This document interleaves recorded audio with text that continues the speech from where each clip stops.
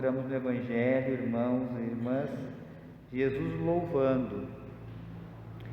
E ele diz: eu te louvo, Pai, o Senhor do céu e da terra, porque escondeste essas coisas aos sábios e entendidos e as revelaste aos pequeninos.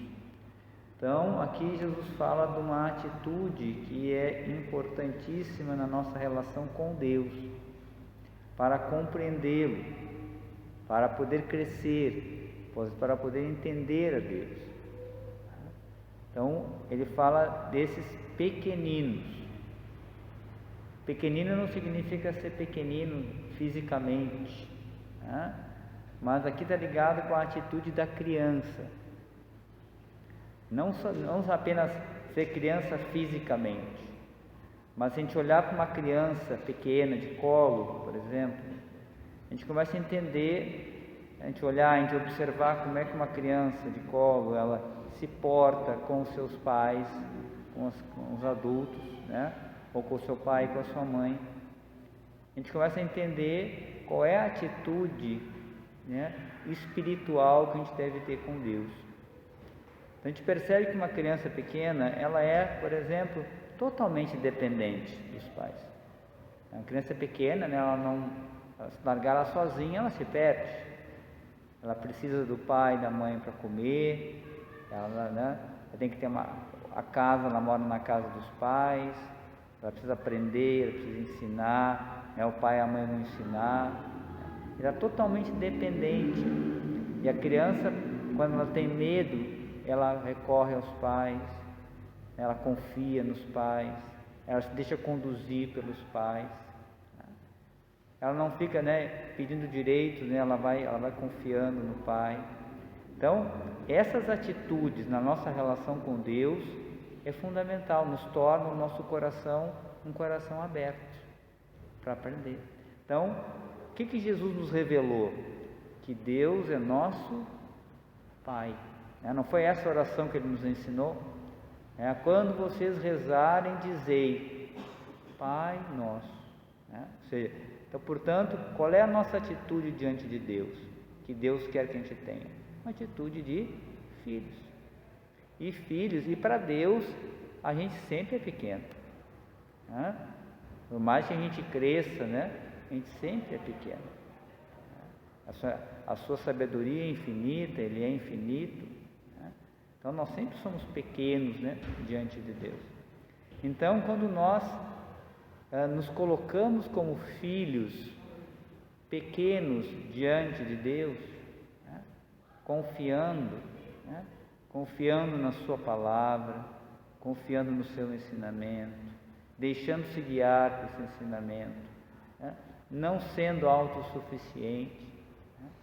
Por exemplo, a gente olha na primeira leitura, a gente vê aquele rei da Assíria, o Assur, que justamente uma atitude contrária, ele que era um instrumento de Deus, eles não, ele se torna totalmente autossuficiente. Ele diz: olha, todas essas guerras que eu ganhei, fui eu que fiz, eu que ganhei, eu que fiz isso, não preciso de nada.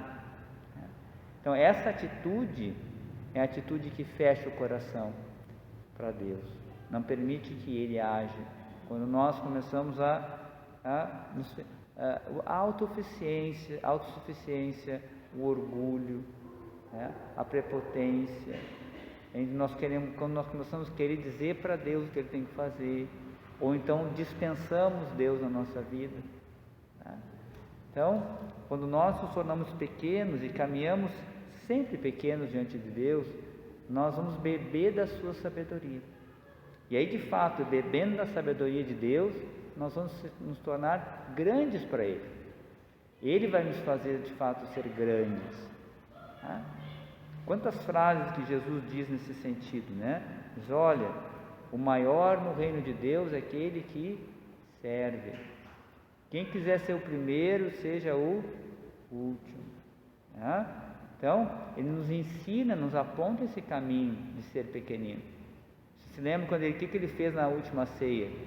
Ele se cingiu e lavou os pés dos discípulos, que na época era uma atitude das pessoas que eram servas. Na época havia, né, escravos, pessoas que serviam os outros. Então Jesus mostra: olha, se vocês fizerem assim como eu fiz, sereis felizes.